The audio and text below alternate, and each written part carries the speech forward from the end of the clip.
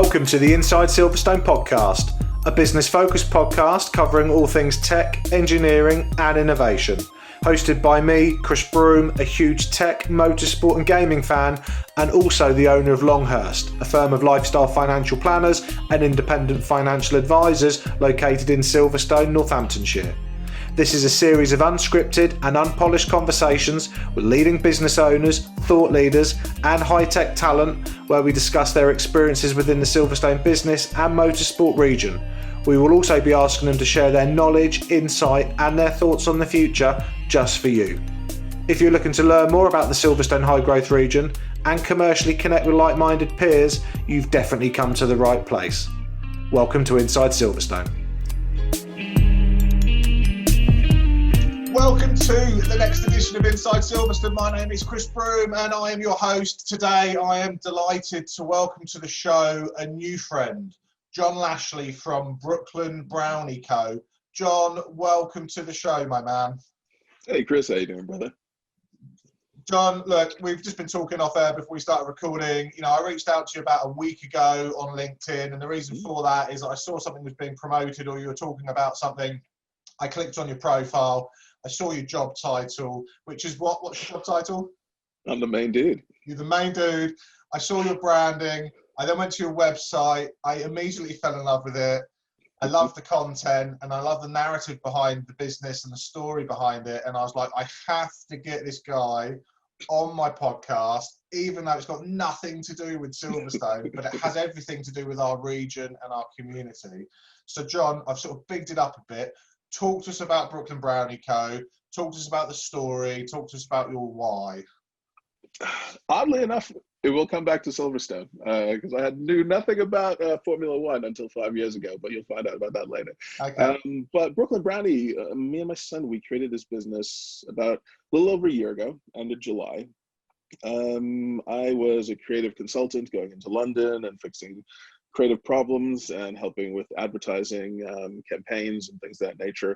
And our life suddenly had to pivot because my son, we had a 50-50 household. He lived with his mom in Milton Keynes. She was an NHS nurse. She took her own life on the weekend that I picked up my son. And it was shocking. It kind of hit the family, man. It was crazy. You know, I remember the Friday so clearly, it's insane. So I got a phone call in the afternoon after I picked up Leo. We had a great day, me and Leo, and then I got the phone call.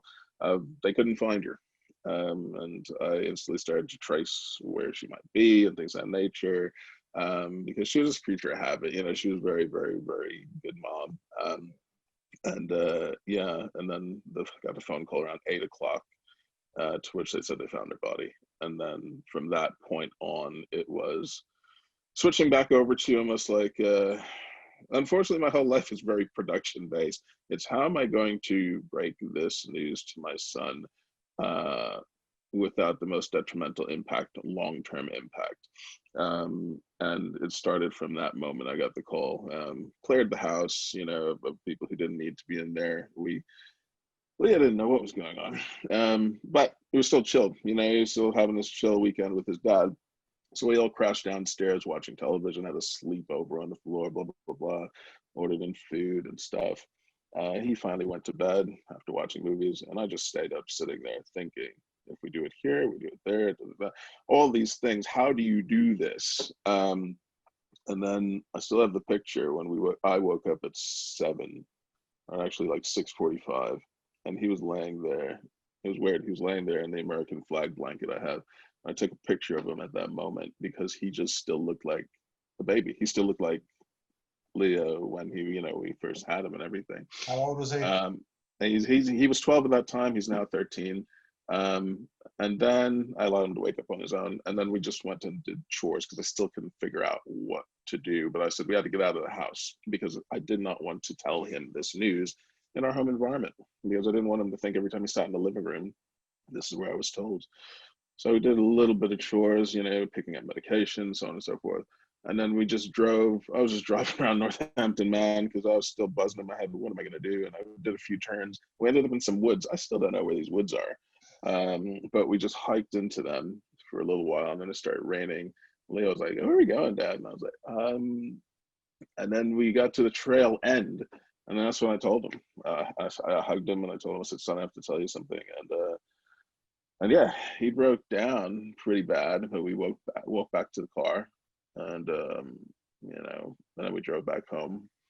And oddly enough, it was that point in time I realized that Leo was so much like me, it was scary. Um, because he went upstairs to the bathroom. The house was silent, so I could hear him sobbing. So I went up there and said, "Son, come on out." And we climbed back into our the bed, into our bedroom. And he just sobbed for like 3 hours straight. But then he passed out. He really did. I think emotionally, I've never seen that before in my life. Who does? He passed out.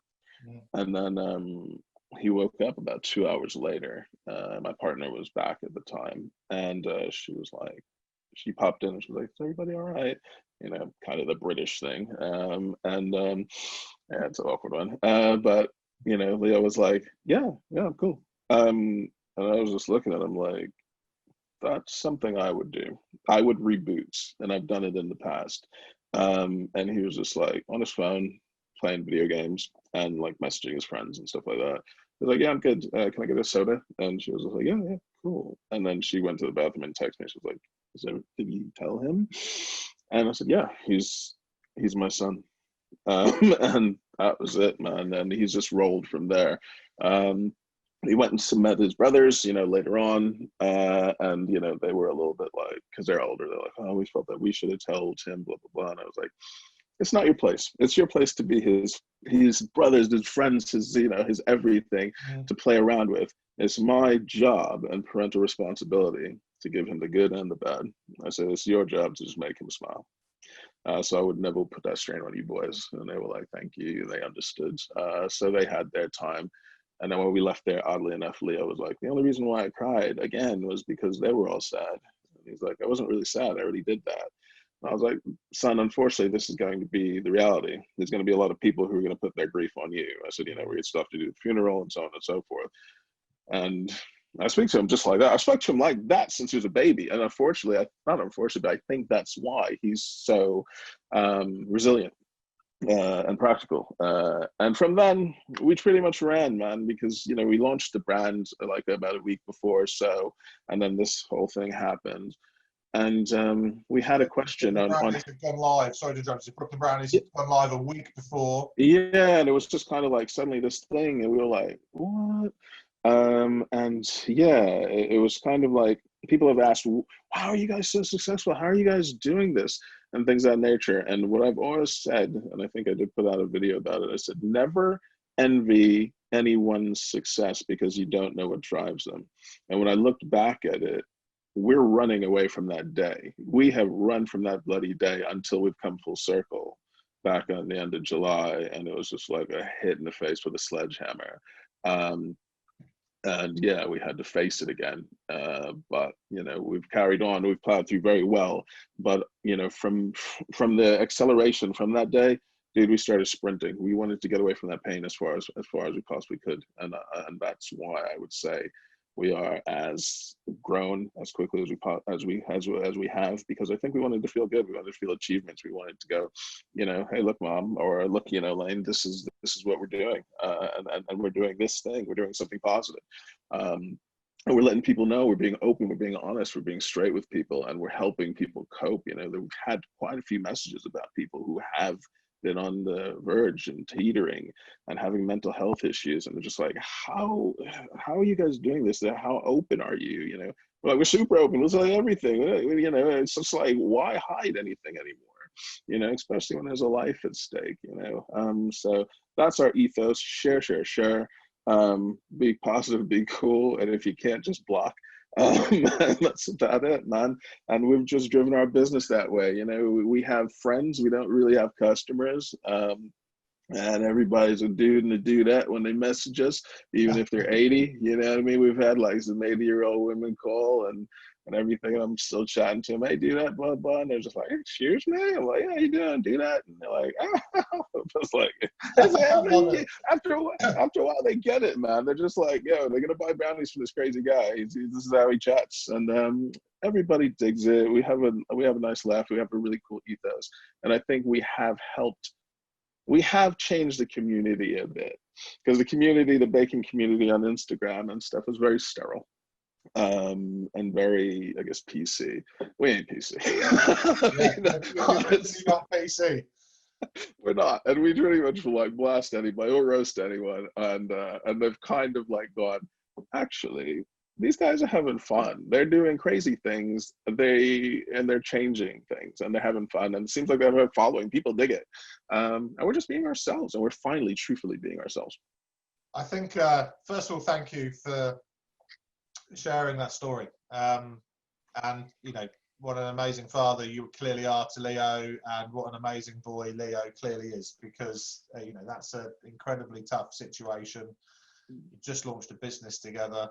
A week later, mum, you're a year down the line, and as I said, I love the brand. I've literally been eating these brownies, so I bought a box of these brownies. Literally, I'm showing them to the camera right now. Brownies yesterday. Here's some of the things that you're getting them, and they are phenomenal. But you're right, you're like totally non-PC, which I just love. You go onto the website and there's an FAQ page where it's saying, do you do smaller boxes? And it's like, unfortunately, we don't offer smaller boxes. We believe everybody should be stuffed full of BBC. I'm sitting there thinking, are they allowed to say that? But he just has, because it's Brooklyn Brownie Co, right? And Exactly. like, has he really put that on his website? And he has, and I love it, because it's just like, do you know what? You're right. You know, I can imagine the baking community, certainly when you watch the Great British Bake Off, Yeah. it's starting to evolve, right? But they need you on that show, doing what you're doing. It's phenomenal. So let's talk about the business, and let's talk about the product. So why are you different? So, you know, there are lots of brownie companies out there. What makes your brownies different? Well, the thing was, I kept telling Leo, I kept telling him about this like lore of the brownie from the 80s. And it was crazy. It was just like, it was something that I remembered, because when I was younger, I was allergic to chocolate. I'm still intolerant to chocolate, but I was terribly allergic to chocolate. So my mom should cook these brownies, and I just remember the smell. I remember the look. My sister's eating them enviously. I was watching them, and she'd bag them up and put them in the refrigerator. And I'd pretty much steal them and run up to my bedroom, chew them up, Chris, and then spit them out, man, because I couldn't swallow them. So I was just like, oh. So I remembered fanatically the texture and the texture of the corner piece. And that was just burnt in my brain for so many years. And I was just like, oh, man, Leah, because we'd go around and we'd buy brownies from cafes and other things. And I was like, these brownies are like, I was like, they're good, but they're like frosting. They're kind of like fudge, you know, not like how people say a fudgy brownie. I was like, it's like fudge. It's almost like, I said, if they pulled back the flour just a tiny bit, it will be a block of fudge. And he was like, what are you talking about? So I was like, right, I got to figure this out. So like 100 bakes later, we got this brownie, and he ate it, and he was like, is it an 80s brownie? I was like, yeah. I was like, it's actually better than an 80s brownie. I was like, but this is it. I was like, and the cool thing about it is the way, and then people, you know, people were kind of like, oh, but what about the classic brownie, you know, which is flat, and, you know, people get the square and all that stuff. And I was like, yeah, that's your problem. Our brownie solves the issue of the corner piece, and that's what I remember chewing up in my bedroom, the corner. And so, you know, we wanted, with every bite, you get that nice chewy edge. Yeah. So we're fanatical about texture, taste, and also overall look, and just branding, really, man. I mean, from the get-go, we were like, yo, we want people to invest in this brand. You know what I mean? We want people who want to tattoo this brand on their body, which we've now got 3 tattoos on people. We got 2 others lined up. They're about to get them. Somebody's about to get a back piece. But yeah, it's quite cool, man. You know, people want to emblazon our logo on their body for life, and it's good. It's very good. What about toppings? Come on, the toppings. Oh, right, yeah. Toppings. Unique, right? Toppings, I guess, from the resident box, you know, you have the s'moregasm, which is a typical American thing. A s'more, everybody eats a s'more in America. You got a thick marshmallow, slab of chocolate, you know, and a graham cracker crust on top. You've got the Biggie Scoff, so I'm playing with a, you know, Biggie Smalls, so that's a big Biscoff one. You have the crumbly cookie, you got white chocolate, you got ribbons of milk chocolate, you have crunchy bits on top. Staten Island Dump, That's a play on a New Yorker hating on Staten Island, but you know what I mean. We always, we always have that rivalry, but you know it's fun. I got quite a few Staten Island friends anyway. But yeah, you got the pretzel. It's pretty much an everything brownie. You got a pretzel, you got potato chip, you got peanut M&Ms. I'm allergic to it, but the thing is, people love this one. You know, either you love it or hate it type of situation. But when they bite into it, and this is one of Leo's favorite out of all of ours, I thought it was weird that he liked it, but he's like, no, I love the sweet and salty. And I was like, cool, but there's a reason why there's sweet and salty popcorn. People like that stuff. Yeah, And then, you know, you got the old black and white. So instead of calling it just Oreo, it's a Oreo cookie with ribbons of white chocolate on it. Have unicorn explosion, which is my favorite. I love unicorns. What's on the unicorn explosion? Because that one, let me get it. I've got it here actually. Let me show it to Yeah, you got unicorns, rainbows, sprinkles, all types of craziness. You know, it's one of those brownies that it's just kind of, I like it because the texture. You got the crunch. You got a real crunch in there because of the hard sugar toppings. And then you got the get some nuts, which is a play on the whole Mr. T thing because I'm also a professional Mr. T lookalike. So it's quite a range I do. And then you got the basic bitch, which is absolutely fantastic. And it's just a nice gooey chocolatey brownie that I love to munch on with a nice glass of milk. That's just me, and that's our basic range. We've got all these luxury ranges as well. Last Christmas we did the most expensive box of brownies, which were 24 karat gold brownies. They were like wrapped in gold leaf, and yeah, we got some, and we were shipping that out with a bottle of like a vase of Spade champagne. So yeah, we got it up there. Yeah, we just do different things. We do the ridiculous, and we do some very tasty stuff. Well, I can certainly vouch in the last 24 hours, they taste phenomenal, and we will be ordering more. And in fact, actually, I hosted a quiz last night, and I gave the prize, and the prize is a box of your brownies. So they're going to be getting sent off to Joanne Clement, who works at the Silverstone Technology Cluster. And so she'll be getting a box. But these come in, is it 12 in a box? 12 in a box. It's around a kilo of chocolate. So kilo of chocolate, happy days, and people can collect them safely, but you can also post them out.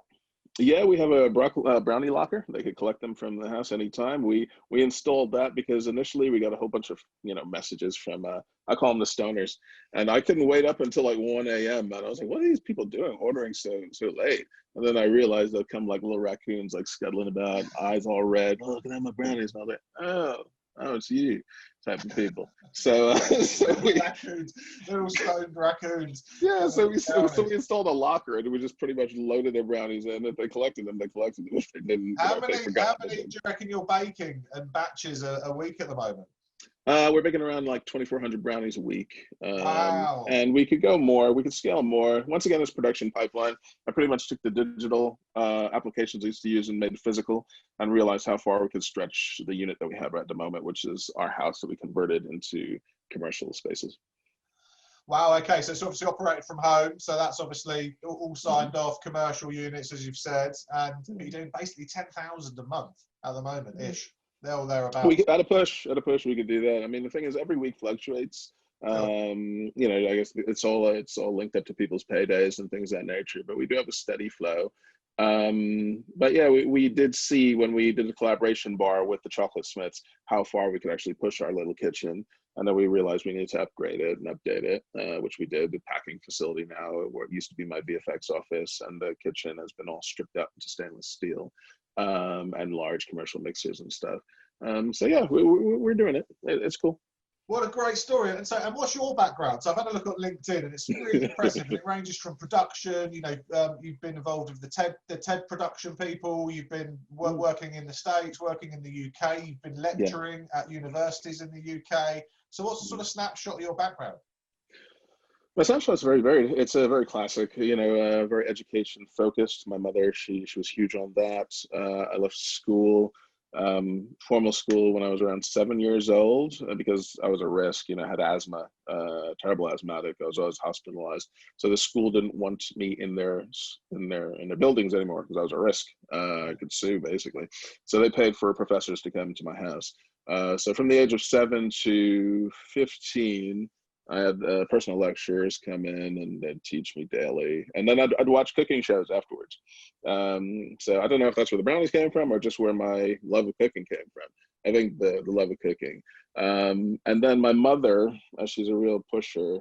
she believed I needed friends, and the friends on the street just weren't right. So she enrolled me in university night classes at the age of 12.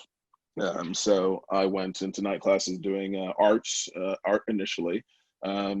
And I remember my first art critique, and this professor, man, I still love this guy, Professor Bob Carter. He ripped me to shreds, and that was a feeling that I never wanted again. And I didn't have it again. I made sure I excelled. I was top of the class for forever from then on, and I loved it. I fed off of it because I was better than, like, 7-year-old people who were doing night classes, because usually it was older people in the class. And I'm 12 years old, and I'm drawing and I'm doing design work a lot better than, like, older people. And I thought, wow, this is great. I was buzzing off of it. And then she was like, okay, you like that? Cool, you're gonna go into programming. And I was like, oh, okay. Programming wasn't that fun, but I had to do it because mom signed me up. And that was it. I took all those credits, and I took them into, when I finally was able to graduate high school. I went to a high school of the arts. I finally got back into school in social integration. Did that for 2 years. It was like an academy on Long Island for, like, the gifted in art. And then graduated high school, moved into proper BFA and computer graphics. Took all those credits I got when I was a kid, and was able to graduate early. And then I went to get my master's at NYU. While I was there, I worked on 2 films, and lost a lot of friends because I was there as, like, a midway compositor, and they came in later on as, like, runners and juniors. So it was awkward, but I lost, like, half of my friends, and then I flew over here because I was a long distance relationship with Leo's mom and myself. And I didn't have anything holding me back, so I could move over a lot easier. Instantly started working at, like, film and production again, so BBC, which is oddly enough. I worked on in the Night Garden, a whole bunch of television shows for children. Worked on advertising campaigns and just digital agencies from then on and there on in, and different campaigns. So I learned a lot. I learned a ton of advertising tips and tricks, how to campaign manage. Then when we grew into social media wise, how to create content for that, and everything else. And then oddly enough, I got pulled into the odd world of entertainment, which is the whole Mr. T thing. Ended up on Britain's Got Talent. Ended up getting my bodyguard's license, protecting a president. Really? Yeah. It was weird. There was a company that wanted Mr. T to get his bodyguard's license.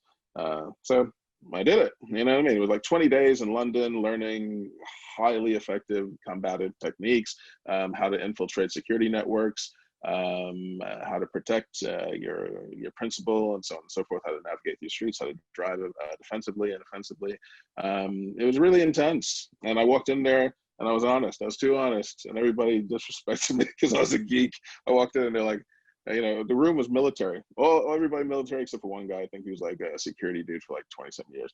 And they're going around the room, what are you? And I'm like, oh yeah, I'm a visual effects artist, blah, blah, blah, creative director. Everybody's like, next. And I didn't get talked to for a week. What a great story. That was crazy, but I didn't get talked to for a week. But then the thing is, I taught the class because we had to do 2 PowerPoint presentations. I was done in 15 minutes. I was done about to walk out the door with my laptop because I was carrying my laptop, and I realized there was a guy with a mouse upside down on the table. People like going, "What's PowerPoint?" And I was like, and I turned around. I was like, went to the front of the room, plugged my thing in because years of lecturing, I was fine with it. Plugged it in. I was like, "Hey guys, I know the teacher's gone. I know we're supposed to do this thing together. You don't really talk to me, but I'm going to teach you PowerPoint." And I taught them all PowerPoint to a level that they could get the slides together. There we go. And that was it. And then from then on in, they respected me. So that's why I got to be able to guard the president in Mayfair. It was crazy, absolutely crazy. So that goes into the book at some point. This is a skill set that's clearly transitioned into baking brownies, right, in Northamptonshire. Well, yeah, it did, because that went with the golden box of brownies, because we offered that as an upgrade. You had a bodyguard deliver the brownies directly to you for $1,000. So it worked really well. That's insane. That's insane. Talk to us about, obviously it's Black History Month at the moment, and and rightly so, getting a much needed airtime and a critically important narrative, not just regarding sort of Black History Month, but anything regarding a diversive sort of population, whether it's UK, US, which is obviously your home country, versus anywhere else in the world. You're clearly an entrepreneur. There's no doubt about that. You're running a phenomenal brand. It's only a year in. You're multi-award winning, which we'll come on to in a minute. But sort of your history, your background, your experiences, talk to us about that. I would say I love the UK. When I moved to the UK, actually my first visit to the UK was my first time out of New York State. So it was crazy. When you're in America, your states are so huge, you usually don't leave them. My dad only got a passport about 10 years ago. That's a typical American thing to do. So I came over here, my first visit to see Leo's mom. And this was when I was 18. And this is how conditioned I was. We landed, we stopped off at Sainsbury's. We walked through the door, she's walking through this produce. I stop. And she turns down, she's like, "Babe, are you coming?" And I'm like, "Oh, no, I'm just waiting for him to catch up." And she's like, "Who?" And what are you talking about? I was like, "Security, I'm giving security a minute to catch up." That's how conditioned I was in the way of life in America. I felt that I knew I was followed constantly around stores, and you kind of like pace to whatever the security dude was walking, and that's about it, just to make life easier. I realized that summer when I stayed in the UK how conditioned I was, because I'd get onto an elevator and I was conditioned almost to like say sorry. And I was doing that from like early age. I was constantly saying sorry. And people would look at me like in the UK, like, "What is this guy up? What?" What I mean? Like, did he just pass wind? Did he just fart? What's going on? Because, why is he saying sorry already? So unfortunately, Chris, that sent me back home, back to New York with actually a chip on my shoulder. Because I was like, "Well, Dougie, we're not supposed to be living like this." Dougie, my little brother, I was like, "We're not supposed to be living like this, bro." I was like, "There's a different way of life, and it is not the way we're living." And and I was like, I have to graduate, I have to do work on some films. So I got my CV ready, and I'm gone. And that was the plan. I moved here, and man, I've been loving it. I've been loving it. You know what I mean? It's been a great environment. England is cool. It does have its issues as well. I found as I moved up further and further in my industries, that there are some barriers, and there's not many people that look like me in some of the design houses, in the creative areas. But I look at what we're doing now, myself and Leo, and I kind of have to go, well, number one, I don't want my son to ever have to deal with this. He will always be covered, what I mean? No matter what he goes into. If he wants to go and play the flute somewhere, knock it out on a mountaintop for a while, and then he'll come back to make money. But, at least it'll fund his lifestyle, just once it's not detrimental to his health in any way. So yeah, he's a good boy, and that's all this business is about. I don't want him to ever feel some of the things I've had to feel. I've always felt I've had to prove myself, and crazily enough, prove myself to help people make money in their campaigns. And most of the time, I did. All the time, I did. So now that we're doing it all for ourselves, it's amazing. You know what I mean? Me and Leo, it's cool. It's a cool little tag team. He knows he's never really going to have to worry.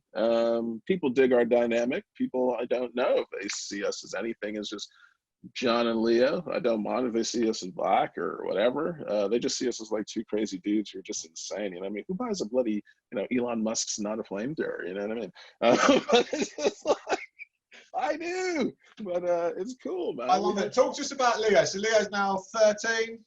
So Leo's at school. So presumably he's at school learning, being educated, becoming a superstar. And then he comes home and helps dad on the production line. Yeah, Leo's, man, he's a good kid. He's back at school. We didn't know if he was going to go back because he also has seasonal asthma. I'm an asthmatic, still terrible asthmatic. He unfortunately got those genes from me. His mom got rid of all the other allergies though, so she's got amazing genes. So bred all that nonsense out of him. So he's back at school, masked up, and he's getting along good because he's getting, I think, what he needed, the social integration. So for myself, I didn't feel the need that. For Leo, I think it's very, very good for him. And it's very good for some of the children around here. And he's loving it. And he's constantly getting talked to by the teachers and everything else. And, "Oh, we saw you online, Leo." And, "Oh, we saw you won an award." But the funniest thing is he comes back, he gets into the car and he's just like, oh man, it's too creepy there. He's like, I can't deal with it. He's like, they're telling me stuff that I don't know yet. He's like, well, why do you keep, going online and saying things? He's like, because I need to find these things out first, because when they're telling me, oh, congratulations, he's like, I have no clue what they're talking about. I was like, okay. He's like, and I can't pull my phone out. So if you've messaged me, I don't know what to brief. I was like, check it out, son. It's what I do. I was like, because most people I bump into, a lot of people know me in Northampton. I don't know their names. I'm not Facebook. I don't have my Google glasses yet. So I'm just like, yeah, buddy, cool, yeah. I was like, just roll with it. Just learn to roll with it. And he was just like, okay. But he's amazing. And yeah, he comes home, he bakes, he helps me mix. We have to scoop all these still by hand because we haven't purchased a depositor yet. We took the depositor money and we bought the ambulance because we thought that was a better business venture. Because that allowed us to be mobile and to start our vlogging business for him. And yeah, I think in maybe around Christmas time, we might purchase a depositor because we'll need it by then, because orders, once again, will super spike. And hand scooping, it's not fun. I'm getting like a RSI in my wrist. Okay, talk to us about the ambulance. So this is you mentioned this off air before we started recording. So this is going to be really for Leo. But this is all about your love of food and how far you're prepared to travel to find good food, right? Yeah, man. Me and Leo, like I said, we travel quite a distance. I've traveled like 150 miles for a burger, some donuts. It's kind of like, I don't really drink or anything like that, so food is kind of a thing for us, man. You know what I mean? So, and it's something that we can both share because, he's a minor. So we'll hop in a car and we'll go, oh yeah, you seen that pizza? It looks like a New York pizza. And he's like, oh yeah, I've found this, Dad, let's go to Manchester. I'm like, yeah, let's do it. And we'll just hop in the car and just drive over there, eat the pizza. If it's good, we'll share it on our gram and say, oh yeah, that's really good. They've cracked it. If it's bad, we kind of explain why it could be or how it could be better. If it's terrible, it doesn't even get a mention. But the only mention it gets is we were here, and that's it. And people are like, oh, I take it that it's terrible then. But with our van or our ambulance that we're getting tricked out to look just like an awesome American ambulance, it's gonna have the sirens, lights. So the sirens are already in there because it's an old ambo, but it's gonna have the lights and everything else. We're going to turn the interior into a bit of a studio. So it's going to have maybe 2 or 3 GoPro cameras. So it's going to be a constant studio setting all the time. So we'll cruise up to a food place, bring the food back into our ambo, and we'll start shooting and vlogging. And by the time we get back home, Leo would have edited and uploaded it, and we'll start to get content and, see what happens. Yeah, it's a fun way to show off our food. He's already becoming a superstar, but he's going to become an even bigger superstar. I love it. I absolutely love it. Talk to us quickly before we start closing off. Talk to us about the awards. Oh, the awards are cool, man. I mean, we got, we didn't expect the whole Great British Entrepreneur Award stuff, so we got Family Business of the Year in the Midlands. And then we got the big one, which is Great British Entrepreneur of the Midlands area, which is crazy because then my friend Alan, he reached out to me, the owner of Grenade, and he was like, job well done, John. And I was like, oh, cool, mate. He's like, I won these in 2010, so just like that. And I was like, yeah, I know where you are, brother. me and Leo could use that like right now. But yeah, it's just cool to see people like that because I know Alan's story. I met Alan in 2010 at Body Power when I went there dressed as Mr. T doing some events work. And I was like, who's this crazy guy in front of the tank? And it was Alan. And then when I found out the whole story, that was his last bucks, man. And he put that all into then. And from that show, the grenade, it exploded. And people, he said initially, were like, oh, what are you doing? Why are you doing a tank at an event? But you know what? That was the most sought after. And people took pictures in front of that thing. People were just drawn to that energy and excitement. And from people like him, I've realized, not going like full crazy, like, oh, I need a Harrier jet or something. No, get an achievable thing. You can get a tank. It worked for his business. Grenade, tank, come on. So for us, we got the BBC ambulance, you know what I mean? So if somebody needs a BBC emergency, we cruise up. So we got that, and it's an American ambulance. We're Americans. And it just really, really works, man. It's going to be fun. It's a unique vehicle. And it was a really, essentially, it was rather cheap because it was already here in the UK. It just wasn't being used. Yeah. And what about the new award nomination? So there's a Northamptonshire award. Yeah. We got the old Northamptonshire Business Excellence Awards, which is quite cool. We're gonna have that. I don't know. Everybody's doing this COVID situation, so they're trying to do it live, but I don't know. What's the category? Oh, food and drink. Oh, is it? Yeah, we didn't have a clue. We were like, what? You know, and then when I said, oh, it's food. Hey, what did you get? Oh, Businessman of the Year. Awesome, brother. I'll see. Well, if it's a live event, which I doubt, I'll see you there. But I'm presuming they're going to do it virtually, right? Yeah, the Great British one. Yeah, they had to do it virtual. I don't see it. Come on, the president just got COVID, so I don't really think anybody's going to risk it. Not like he cared. I mean, this guy's literally just walking around giving his private security it, and just breathing in the COVID. It's like, yeah, it's fine. Absolute madness. John, look, honestly, phenomenal story. As I said, I freaking love your brand. I love your product. We're going to make sure in our show notes there's lots of links to your website. You've even got a subscription service, so for people that literally want it consistently, they can. And I'm going to be talking to you off air about how we can potentially partner up with my business, Longhurst, and yours. Two final questions before I let you go on and get back to making brownies, because the world needs more brownies. This is true. First question is sort of post-COVID. So let's pretend it's 2021. We've had our vaccinations, or whoever's allowed vaccinations has been given vaccinations. Yeah. What are you and Leo looking forward to doing the most that perhaps you can't do at the moment? Hugging people. I mean, honestly. Yeah, when we used to drop things off, man, you know, you do the hand slap and you do the bro hug. There were, you know, older women, or even like other girls, or even just some guys. Sometimes they just want a huge hug, man. And we'd do that. We'd just be like, yeah, we're shaking, bro. Thanks for, you know, believing in us and ordering. And we actually had, before COVID, a lot of our first-person shooter videos of the interactions. And when we got the feedback, people were just like, yeah, you guys are just another level of just interaction and fun and just straight. Because that's how I'd usually greet people, you know what I mean, with a hug, or, you know, a bro hug or whatever else. But that interaction now, it's just like, you could see when you're giving the box, they just want to keep chatting, and you're just like, we got masks on, I can barely understand you, and this is just terrible, but we got to get rid of COVID, man, and just have back to normality and being cool again, and just being, I guess, one big family, man. Just being cool with everybody. I just want that back. Yeah, I look forward to that. That sounds like a great utopia post-COVID. Final question. It's a food-related question, so you're going to absolutely nail this. And I've searched. I've travelled the world. I've spoken to gurus. I've been to Nepal, and this is the most deep question, the toughest question, like a Parkinson level question that I've constructed to end our show, John. So I'm going to give it a little drum roll. Okay. What is the king of crisps? Ooh, king of crisps. Oh, potato chips. Yeah. What do I like? I like a nice ridge cut Ruffles, or a Ruffles potato chip. It has to have some texture on it, man. I can't have that. Ooh. You call them Lay? Well, no, we are Lays in America. It's strange. You guys have Walkers. They're pretty much the same company. Yeah. But yeah, it's the ridged potato chip that's on your Staten Island dump. I need to have the texture, the crunch when I bite into it. What flavor?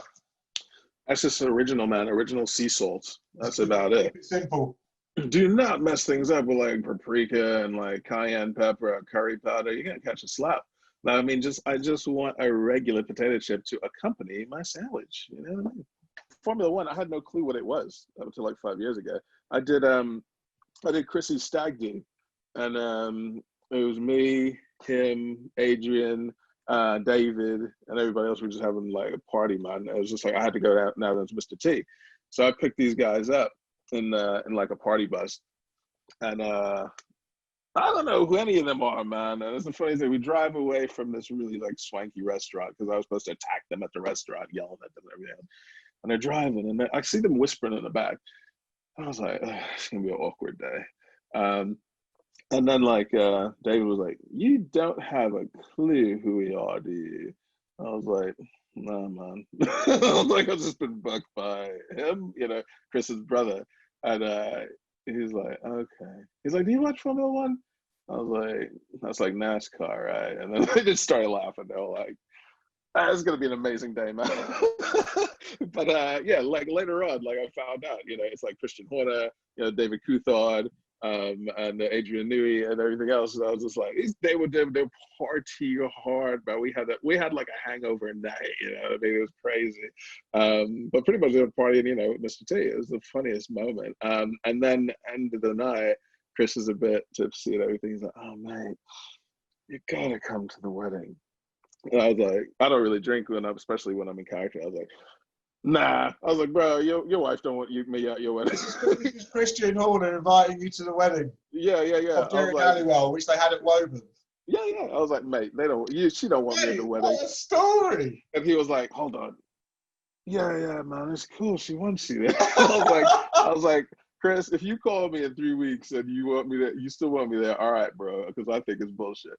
And so he ended the night, gave him a hug, everything else, had some fun, and then left. And 3 weeks later, you come to the wedding? I was like, seriously? Yeah, I was like, okay. Yeah, man. I was just like, ended up at the wedding, did a speech, introduced the first dance, was breakdancing with Geri on the dance floor. Sorry, so you went to Christian Horner and Geri Halliwell's wedding? Yeah, bro. I mean, I was like one of the story. Like one of the 100 people, I think, because like the next morning on like Monday, everybody on like what's that show? Good Morning, whatever the hell it was, with Ryland and Holly Willoughby and all that. Yeah. Ryland was like, "Oh, it was Geri's wedding over the weekend, and I didn't get an invite." And I'm thinking, I got an invite, and I got paid to be there. I mean, that is absolutely outstanding, John. Very good, John.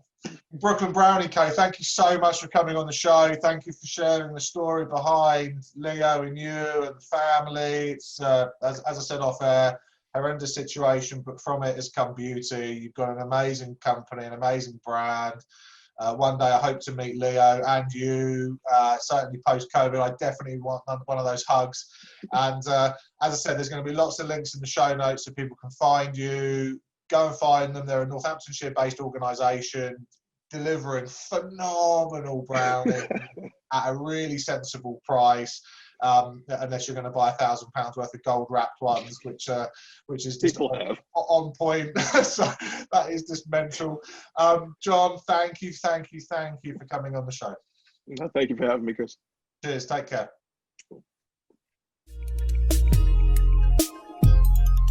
The Inside Silverstone podcast is produced by the team at Longhurst for the benefit of those with a passion for all things tech, engineering and innovation. For more information, please visit longhurst.co.uk/Inside Silverstone, whilst also remembering to give us a 5 out of 5 star rating on iTunes. Please note that neither Chris Broome or Longhurst work for Silverstone Park, Silverstone Circuit or Silverstone Technology Cluster.